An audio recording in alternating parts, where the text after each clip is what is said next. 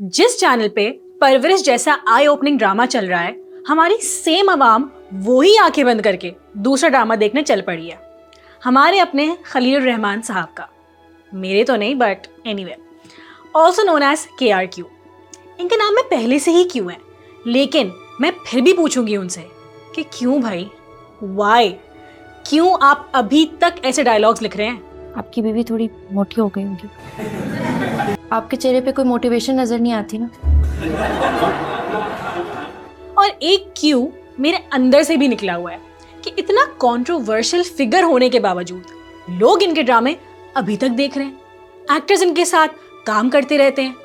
माहिरा खान जैसी सुपरस्टार खलील रहमान से अग्री करते हुए कहती हैं कि उन्हें उनकी गंदी जुबान पे पब्लिकली कुछ नहीं कहना चाहिए था। खलील साहब ने ये तक कहा कि माहिरा के साथ काम करने के गुनाह की वजह से वो अपने आप को कोसते रहेंगे। उन्होंने कहा कि माहिरा को माफी भी मांगनी चाहिए, और पता है क्या, माहिरा ने माफी मांग भी ली। एक एक्टर के बोलने में ना बड़ा वजन होता है। वो अपनी रिस्पॉन्सिबिलिटी रियलाइज करते हुए अपने फैंस के लिए बोलता है, और सबने माहिरा को उस वक्त बहुत सपोर्ट किया, उनका बहुत साथ दिया। लेकिन KRQ के एक क्रिटिसिज्म की वजह से न जाने क्यों वो पीछे हट गई।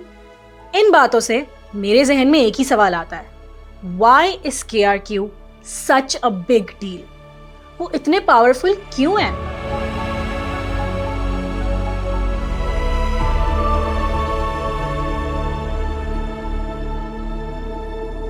सिर्फ पाकिस्तान में ही नहीं, दुनिया भर में कुछ ऐसे मेल सेलिब्रिटीज और पर्सनालिटीज जानी जाती हैं जो कहने को तो औरतों की लड़ाई में उनके साथ खड़े हैं, लेकिन ये लड़ाई कैसे लड़नी है और किस हद में रहकर लड़नी है, उसका भी इख्तियार उनको ही चाहिए। एंड्रयू टेट का नाम सुना है? नहीं सुना तो कोई बात नहीं, बस यही समझ लें कि वो गोरों के खलील साहब हैं। उनकी तरह के कमाल के राइटर नहीं हैं, जिनकी स्टोरीज होती तो बड़ी इंगेजिंग है, लेकिन डायलॉग्स। 2 टके की लड़की के लिए आप मुझे 50 मिलियन दे रहे थे। आपकी बीवी थोड़ी मोटी हो गई होगी। Sorry sir. नहीं, आप बोलिए। बस ये बोलना था सर। तो मेरी शादी हो गई है, मेरे 2 बच्चे भी हैं, लेकिन आपको ये कैसे पता लगा कि मेरी बीवी मोटी हो गई है? सर आपको बुरा लगा, I am sorry. No sorry, answer my question. आपको ये कैसे पता लगा कि मेरी बीवी मोटी हो गई? वो सर, आपके चेहरे पे कोई मोटिवेशन नजर नहीं आती ना। 2025 चल रहा है भाई, हम क्यों मोटे पतले काले गोरे वाले जोक से बाहर नहीं आ पा रहे? जोक मिसोजिनिस्टिक है, ये तो मेरा मसला है ही, लेकिन दूसरा मसला ये भी है कि इट्स नॉट इवन फनी। अब उनके फैंस शायद ये कहें कि भाई मजाक ही किया है, हर चीज को इतना डीप मत लेकर जाया करो। या तो मेरा फेवरेट कमेंट, आई बड़ी फेमिनिस्ट कहेंगी, भाई मतलब आप हंसी मजाक में ये बोलना चाह रहे हैं कि जिसकी बीवी मोटी होगी वो इंसान खुश नहीं होगा। हमारी सोसाइटी का लोगों को बॉडी शेम किए बगैर खाना हजम नहीं होता। रिश्ते की बात चलती है तो लड़कियों की जिंदगी अजाब बनाते हैं कि अगर वजन कम नहीं किया तो शादी नहीं होगी। हमारी दकियानूसी सोच एक बड़ा मसला है, माने इस बात को। लेकिन KRQ से ये एक्सपेक्ट करना कि वो औरतों के मसाइल पे या हुकूक पे थोड़ा सोच समझ कर बोलेंगे, ये शायद मेरी हिमाकत है, क्योंकि हम सब जानते हैं कि KRQ को औरतों से कितना प्यार है। खलील साहब हमेशा से ही कंट्रोवर्शियल पर्सनालिटी रहे हैं और अपने स्ट्रॉन्ग ओपिनियंस के लिए भी जाने जाते हैं, जिसकी वजह से वो खुलकर औरत मार्च की मुखालफत करते हैं, क्योंकि इससे फहाशी फैलती है। बोलेंगी चौकों पर, वो धाड़ेंगी, गंदे गलीज घटिया नारे दिखाएंगी। This is total misrepresentation of my woman. औरत मार्च क्यों चाहिए? मैं क्या जो women rights की बात कर रहा हूँ वो औरत मार्च नहीं कर रहा। I don't believe this word bloody। औरत मार्च, 64% की आबादी आपकी, आप मार्च निकाल रही है मिनॉरिटी के अगेंस्ट। सवाल ये है कि मेरे और आपके अंदर जो शऊर है वो लोगों की तरफ जैसे वो कर रहे हैं। ये सॉर्ट ऑफ, अगर वो इस अगली वर्ड को मान लूं मार्च को, तो he is on that march with all that ammunition, he's doing it। मैं जो लड़ रहा हूं कि खुदा के वास्ते ये घटिया स्लोगन हटाओ, हम बात कर रहे हैं, मुकालमा करते हैं, हम समझाते हैं लोगों को और हमारी बात लोग सुनते हैं। मसला मंशूर का है ही नहीं है, मसला उन घटिया बेहया नारों का था जो आग लगाने के लिए वजूद में आए हैं। ये रियासत की जिम्मेदारी थी कि ये बिफरी हुई बदमस्त औरतें जब इस तरह के गंदे और घटिया और गलीज और बेहया नारे लेकर निकलती हैं तो इनका पता चलाया जाए, इनके बापों से रब्ता किया जाए, इनके भाइयों से रब्ता किया जाए, इनके डाटा तो कलेक्ट कीजिए। वो इस फहाशी को लेके इतने फिक्रमंद है बेचारे कि कभी कभी तो औरतों को समझाने के लिए उनके घर सुबह 3-4 बजे भी पहुंच जाते हैं। बट एनीवे, इसकी डिटेल्स पे फिर कभी बात करेंगे। औरत मार्च के खिलाफ है, औरतों के हुकूक के नहीं। और ये बात भी कि औरतों को बहुत ही प्यार से समझाते हैं, उनकी बात काट काट कर समझाते हैं। तेरा जिस्म है क्या बीबी? बोलने दे इनको। थूकता नहीं है कोई उसका जिस्म आपके जिस्म पर। बेहया औरत के जिस्म पर कोई थूकता नहीं है। एक मिनट रुक जाओ ना, बात तो सुन लिया करो ना। जी। लेकिन एट द सेम टाइम औरतों को ये भी नसीहत करते हैं कि मर्द को इनसिक्योर नहीं करना है, और ये भी कहते हैं कि औरतों को उन्हें माफ करने की आदत डालनी ही पड़ेगी। Trust me, मैं कभी I wanted to see my girl flying in the air, but to see the limit. मेरा सिर्फ एक मानना है, मॉर्निंग में चीज ना करो। Don't make the man insecure, और मर्द से तवक्कुल ना रखो, वो ठीक हो जाएगा। मैं आपको सीधा बोल रहा हूँ, ये माफ करने की आदत डालनी है आपको। वो किसी भी सूरत में आप एक मर्द को उसकी गलती की वजह से छोड़ के जाओगे तो फिर दूसरे मर्द की तरफ जाओगे। भाई औरतों के लिए तो छोड़े, ये बात तो हमारे मर्द हजरात के लिए भी ऑफेंसिव है कि आपने इनसिक्योरिटी का ठप्पा ही लगा दिया उन पे। इतना वीक कैरेक्टर तो नहीं है हमारे मर्दों का कि उनके अंदर सेल्फ एस्टीम जैसी शह खत्म ही हो चुकी हो। वो खुद कहते हैं कि उनकी 100% लिखाई औरतों के बारे में होती है, क्योंकि वो मुआशरा चलाती हैं और उन्हीं के पास सिर्फ हया और वफा होती है। खवातीन के ऊपर ही क्यों लिखना, मर्दों के लिए आप क्यों? मैं मर्द को मानता ही नहीं हूँ। माशरा चलाती औरत है, जिसने जो काम कर रहा है, जिसकी जिम्मेदारी है, मैं उससे बात करूँ ना। हम तो 2 नंबर लोग होते हैं। अच्छा, आप मानते हैं? या मानते क्या मतलब है? ये 20 दफ़ा कह चुका हूँ। मर्द के पास कैपेबिलिटी टू से नो नहीं है, तो this is what he lakhs. हया और वफाद औरत के पास है। मतलब मर्द हजरात की तरफ से कोई अकाउंटेबिलिटी नहीं, कोई रिस्पॉन्सिबिलिटी नहीं, जीरो सेंस ऑफ सेल्फ। हम इसको बजाय एक इशू देखने के एक रियलिटी के तौर पे एक्सेप्ट कर लें। मैं आपके सामने एक और कंपैरिजन रखती हूँ। मेरे पास तुम हो में उन्होंने आयजा खान को एक चीटिंग बीवी दिखाया, जो 2 टके की लड़की भी है, फितरतन औरत भी नहीं है क्योंकि वो बेवफा है। एंड में उसके साथ खुद बेवफाई हो जाती है।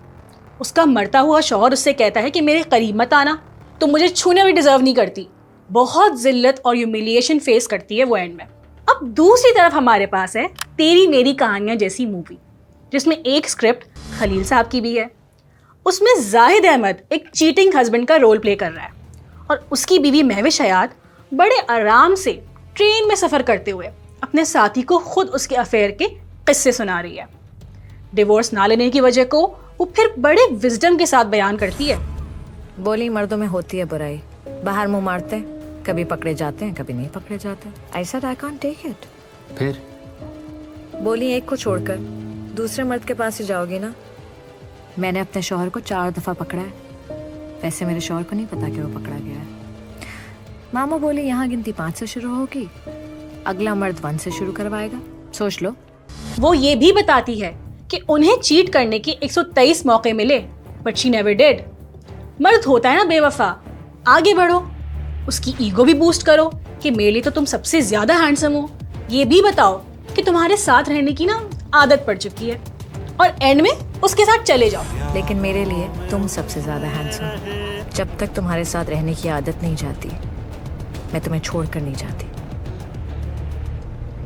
जब मैं इन एक्टर्स को इस तरह के डायलॉग्स बोलते हुए देखती हूँ तो मेरे जहन में एक सवाल आता है कि अपनी वैल्यूज़ और मॉरल्स को साइड में बिठाकर ये लोग कैसे ऐसे प्रोजेक्ट साइन कर लेते हैं जहाँ शहजाद रॉय, उस्मान खालिद भट्ट, मावरा हुसैन ने उन्हें कॉल आउट किया है, वहीं ए लिस्ट एक्टर्स जैसे कि हुमायूं सईद, सजल अली एंड इवन सनम सईद, जिन्होंने उनकी डिस्गस्टिंग बातों और गुस्सों पे तनकीद भी की थी, वो सब इनके साथ काम कर रहे हैं।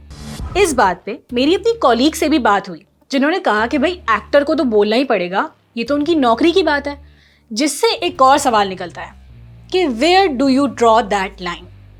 वो जिन फिल्म्स और ड्रामोस के लिए काम करते हैं, क्या उस काम के साथ उनके ऊपर एक जिम्मेदारी नहीं आती कि वो कहीं उसके ज़रिए किसी मुआशरती ख़राबी को, किसी मिसोजिनिस्ट ख़याल को मज़ीद हवा ना दे रहे हो, बॉडी शेमिंग का मजाक ना बना रहे हो? हाँ, आई नो मुझे बहुत सारे लोग बोलने आएंगे कि भाई it is not that deep. It is भाई। मीडिया पॉप कल्चर एक पावरफुल टूल है जिससे आपके जहन पे, आपके आइडियाज़ पे फ़र्क पड़ता है। अगर ऐसी बात होती तो दानिश तैमूर के रोमांटिक सीन्स को हम ऐसे ही नज़रअंदाज कर देते। हम यही पूछते ना कि भाई क्या प्रमोट कर रहे हो, ज़रा संभल कर। अब एक फाइनल क्यू मेरा हमारी ऑडियंस के लिए। आई नो आप में से बहुत लोग खलील साहब के फ़ैन होंगे, उनके ख्यालात आपसे मिलते भी होंगे। तो मेरा आपसे एक सवाल है, उनका हनी ट्रैपिंग केस जो भी हुआ उस पर ज़्यादा कमेंट नहीं करूँगी। और सही है, सबके अमाल उनके साथ होते हैं, किसी को जज नहीं करना चाहिए।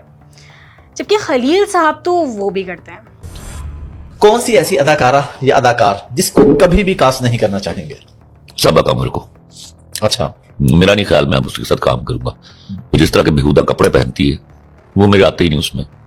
हालांकि मैं उसका, she is a wonderful actress, मैं उसका, उसने मेरा एक सीरियल भी किया और शानदार काम किया हुआ, बंटी आई लव यू। लेकिन ये मेरी नॉर्म्स और मेरा कल्चर नहीं है इस तरह के। बहरहाल this is her very personal thing, but मेरे पास पर्सनल राइट है कि I should come work with her और नॉट। अब KRQ जैसी पर्सनालिटी जो ओपनली फहाशी और बेहयाई के इतने अगेंस्ट बोलती है, क्या इस केस ने उनकी हिपोक्रेसी को एक्सपोज नहीं किया? खैर, टू सम इट अप, इस वीडियो के थ्रू मैं आपके लिए 3 सवाल छोड़ना चाह रही हूँ। खलीलुर रहमान रिमेन्स पावरफुल, उनके कंट्रोवर्शियल व्यूज़, नाजेबल लैंग्वेज कुछ मैटर नहीं करता। क्यों? दूसरा सवाल है मेरा उन एक्टर्स से कि जब वो इस तरह के अजीब व गरीब डायलॉग्स बोलने के लिए रेडी हो जाते हैं तो क्या वो अपनी रिस्पॉन्सिबिलिटी रियलाइज़ करते हुए ऐसी स्क्रिप्ट को हाँ बोलते हैं, या वो रियलाइज़ करते ही नहीं हैं? अब जाहिर है कि सेलिब्रिटीज़ को हम फेमस बनाते हैं, उनके ड्रामों की ऑडियंस मैं और आप हैं, तभी वो फेमस भी होते हैं। सो मेरा तीसरा और सबसे अहम सवाल आपसे है, पूछे अपने आप से कि हम क्यों ऐसे लोगों को प्लेटफॉर्म देते हैं जो औरतों को इतने छोटे रोल्स में दिखाते हैं कि या तो वो 2 टके की औरत होगी या फजूल जोक्स मारेगी। और मुझे तो पता ही नहीं था कि वो मर्दों को भी इतना लिमिटेड और कमज़ोर कैरेक्टर का समझते हैं कि उनमें हया नहीं होती, वो मुआशरा नहीं चला सकते। ये बात तो हमारे मज़हब के हवाले से भी सही नहीं बैठती भाई। प्लीज़ उनको कसूरवार ठहराएं। तो अगर आपका शुमार उन लोगों में होता है जो KRQ को पसंद करते हैं, मुझे कमेंट्स में बताएं कि आखिर क्यों। जेन्युइन सवाल है भाई, I am dying to no.